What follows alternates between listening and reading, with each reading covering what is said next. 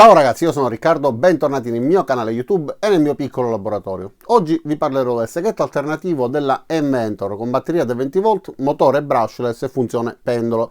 Questo già ve l'ho presentato quando ho fatto l'unboxing degli utensili della M-Mentor, nei quali vi ho fatto vedere anche la sega circolare, vi ho fatto vedere anche la mini sega circolare a corrente elettrica e il gattuccio a batteria. Ora lo guarderemo da vicino, vedremo le sue caratteristiche, lo metteremo alla prova facendo un paio di tagli, valuteremo assieme anche la precisione dei tagli eseguiti, ma vi ricordo che vi lascerò il link nel primo commento e nella descrizione per poterlo comprare e cercherò di farmi dare anche un codice di sconto. Il suo prezzo è orientativamente 80-90 euro, non lo ricordo di preciso, ma andate a guardare nel link, così se trovate anche il codice di sconto potrete pure risparmiare. Quindi mettiamolo sul bancone e iniziamo. Avendo già fatto l'unboxing nel giorno in cui ho fatto vedere anche gli altri utensili, ovviamente oggi non lo ripeterò. Questa comunque è la sua valigetta, molto protettiva, ben imbottita. Vi lascerò il link nel primo commento nella descrizione anche per vedere quell'unboxing. Quindi guardiamo direttamente il seghetto alternativo da vicino. E allora, come potete vedere, è un tipo di seghetto alternativo che non ha l'impugnatura in alto. Questo va impugnato direttamente da qua. E proprio dove si impugna abbiamo questa gomma nera che ci permette di avere un buon grip. Si tratta di una gomma molto morbida e confortevole. Più in basso lungo il fianco abbiamo il tastino di accensione, la levetta per regolare il pendolo che permetterà all'alberino di fare un movimento avanti e indietro, e questo consentirà di avere una tipologia di taglio differente in base alla selezione. Infatti più sarà accentuato il movimento dell'alberino, più il taglio sarà rapido, però a discapito della qualità dello stesso. Quando l'alberino si muoverà solamente in alto e in basso, il taglio sarà più pulito. Con la levetta posizionata in basso il pendolo sarà escluso, posizione 1, 2 e 3 gradualmente aumenteranno il movimento. A proteggere l'alberino e la lama ci sarà questo pezzo di metallo che ci impedisce di toccare inavvertitamente la lama. Più avanti troviamo questi pomelli che ci permettono di inserire la guida laterale.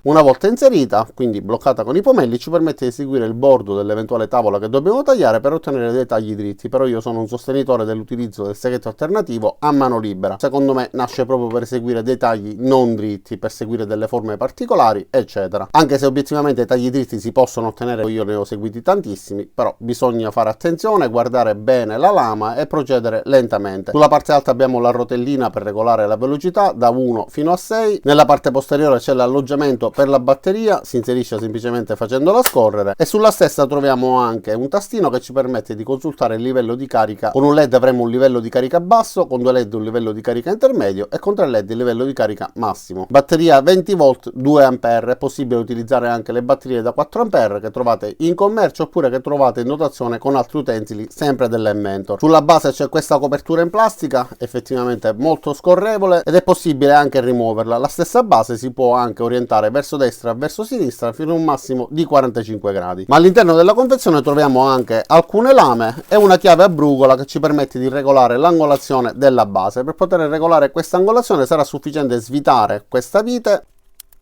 Non è necessario rimuoverla, basta semplicemente allentarla, dopodiché bisogna fare scorrere verso dietro questa base, regolare l'angolazione, spingere di nuovo in avanti e poi avvitare nuovamente questa vite.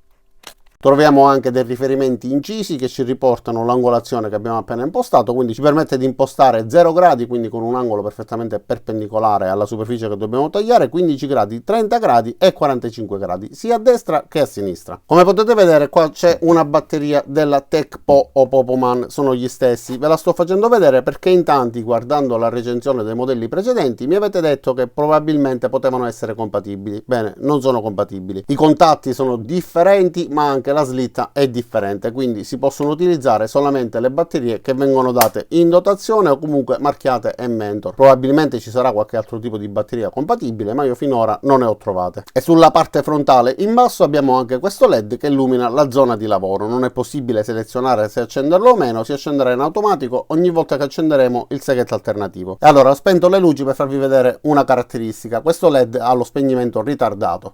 Questo ci permette di avviare il seghetto, far accendere quindi il LED, spegnerlo e continuare ad avere il LED acceso che ci permette di vedere bene dove dobbiamo tagliare. Quindi in questo caso accendo, spengo, mi avvicino alla zona da tagliare e riesco a vedere ancora per qualche secondo. Molto comodo per eseguire tagli nelle zone poco illuminate. Da questa parte abbiamo un'etichetta con le caratteristiche tecniche, quindi abbiamo una velocità regolabile da 1000 fino a 3000 giri al minuto, ovviamente a vuoto, e una corsa della lama di 25 mm e 4. Sul legno si potranno eseguire dei tagli fino a 100 mm, invece sul metallo fino ad 8 mm. Ovviamente è possibile tagliare plastica, alluminio, insomma tantissimi materiali che si possono tagliare con tutti i seghetti alternativi, ovviamente mettendo una lama adeguata. Adesso lo accenderò alla velocità minima e dopodiché lo porterò gradualmente fino a 6.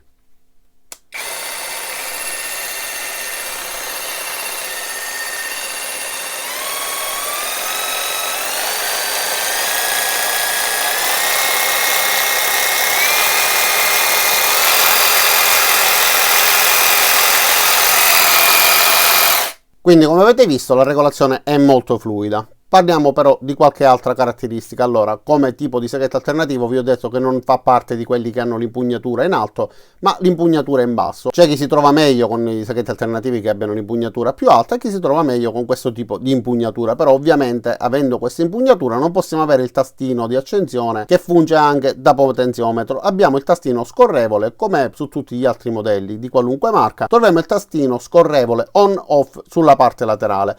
Effettivamente bisogna fare attenzione perché se per caso il seghetto alternativo dovesse scivolarci dalle mani mentre è acceso, ovviamente rimarrebbe acceso, invece sulle altre versioni una volta rilasciato il tasto si spegnerebbe.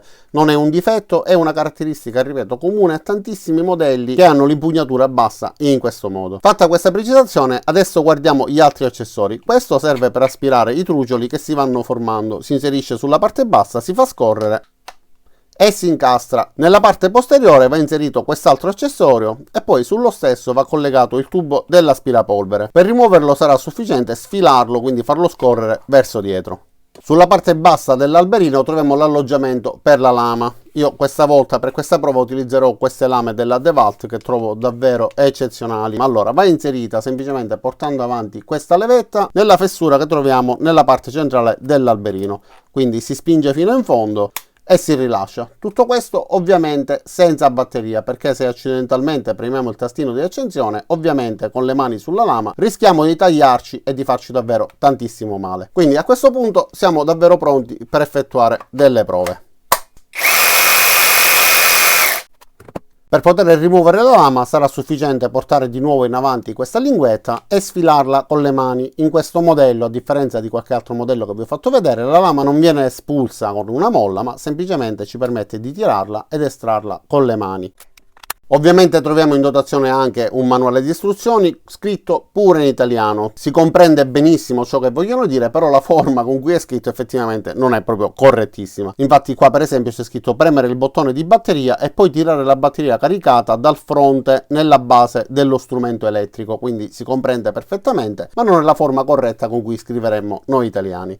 Adesso mettiamolo alla prova, facciamo un paio di tagli, dopodiché controlliamo la qualità del taglio e soprattutto l'angolazione. Eseguirò dei tagli a mano libera proprio perché io sono un sostenitore, come ho detto all'inizio, del non utilizzo della guida laterale su questi strumenti. Eseguirò quindi un taglio seguendo questa linea su questo truciolare da 40 mm, velocità 6.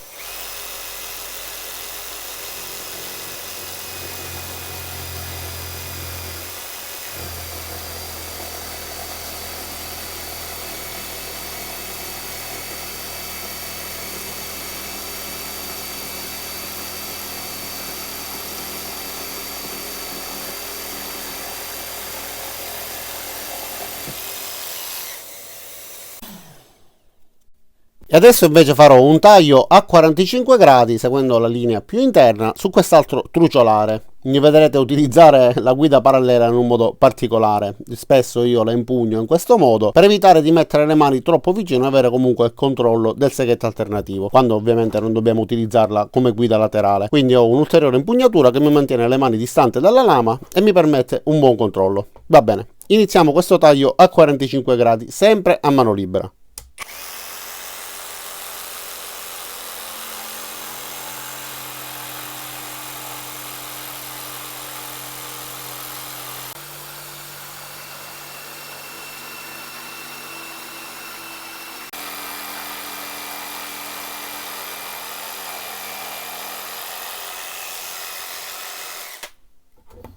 Ok, taglio eseguito. Sicuramente vi sarete accorti che le linee non erano parallele al margine perché c'era un taglio inclinato, però questo è riuscito davvero molto bene. Ora li controlleremo e verificheremo pure gli angoli con il goniometro. Nel primo commento e nella descrizione troverete anche il link di queste lame, servono per dei tagli puliti sul legno, comunque sono delle lame aggressive che tagliano rapidamente, lasciando comunque la superficie molto pulita. Vi lascerò anche il link di alcuni goniometri digitali, della recensione di questo goniometro, eccetera, quindi andate a dare un'occhiata perché trovate tante cose interessanti. Allora, questi sono i pezzi che abbiamo tagliato. Questo è quello con l'angolo a 45 gradi. Come potete vedere il taglio è molto pulito e questo è dovuto sia alla qualità dello strumento, ovviamente anche alla qualità della lama utilizzata.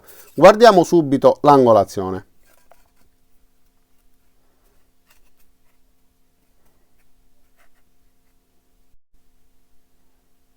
E allora, premendo con forza, quindi facendo aderire per bene entrambe le superfici, a destra e a sinistra abbiamo 45 gradi e 1, quindi direi praticamente perfetto.